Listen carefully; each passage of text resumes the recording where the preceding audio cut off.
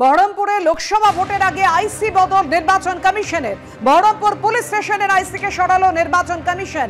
নতুন আইসির জন্য 3 জন অফিসারের প্যানেল থেকে নাম অনুমোদন করবেন সিও পদমর্যাদার আধিকারিক। কথা বলবো, আমাদের সঙ্গে রয়েছেন আমাদের প্রতিনিধি রুমা পাল। রুমা, গত শুক্রবারই আমরা দেখেছি ডায়মন্ড হারবার এবং আনন্দপুরের ওসিকে সরিয়ে দিয়েছে নির্বাচন কমিশন। এবার বহরমপুরে আইসি বদল।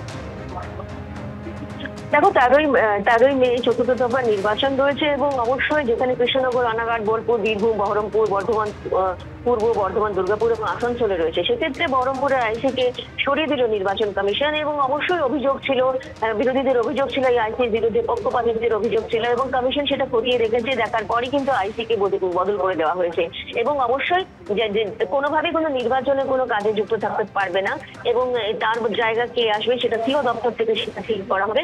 এবং অন্যদিকে জানিয়ে রাখি যে বেশ কিছু জায়গায় আমরা আগেও দেখেছি যে গত নির্বাচনে 3 দফায় নির্বাচন হয়েছে, সেক্ষেত্রে আগেও দেখলাম যে হবিবপুরের থানার আইসিকেও সরিয়ে দেওয়া হয়েছিল এবং এইভাবেই কিন্তু বিভিন্ন জায়গায় যে একদম ওসি এবং আইসিকে নির্বাচন কমিশন সরিয়ে দিচ্ছে। কারণ নির্বাচন কমিশনের কাছে যে অভিযোগ জমা করছে বিরোধীদের থেকে, যে পক্ষপাতিত্বের অভিযোগ এবং কোন পুলিশি নিষ্ক্রিয়তার অভিযোগ, সেই কারণে সেই সমস্ত খতিয়ে দেখার পরই কিন্তু নির্বাচন কমিশন সিদ্ধান্ত নিয়েছে যে বহরমপুরের আইসিকে সরিয়ে দেওয়া হবে এবং সিও দপ্তরের থেকেই কিন্তু পরবর্তী আইসি কে হবে সেটা আজকে ঠিক করা হবে।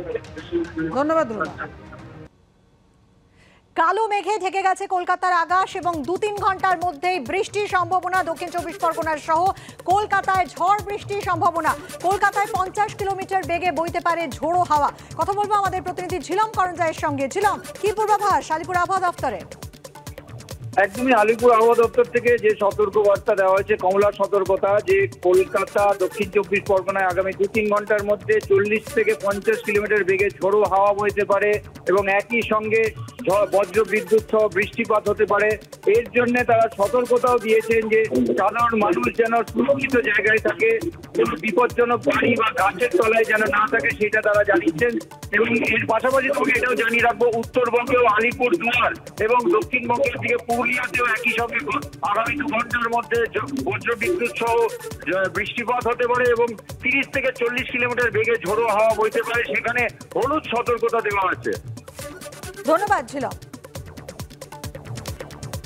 কলকাতায় 50 কিলোমিটার বেগে বইতে পারে ঝোড়ো হাওয়া। দক্ষিণ 24 পরগনায় কমলা সতর্কতাও জারি করা হয়েছে। একেবারে কালো মেঘে ঢেকে গেছে কলকাতার আকাশ এবং আগামী 2-3 ঘন্টার মধ্যেই বৃষ্টির সম্ভাবনা রয়েছে দক্ষিণ 24 পরগনা সহ কলকাতায়।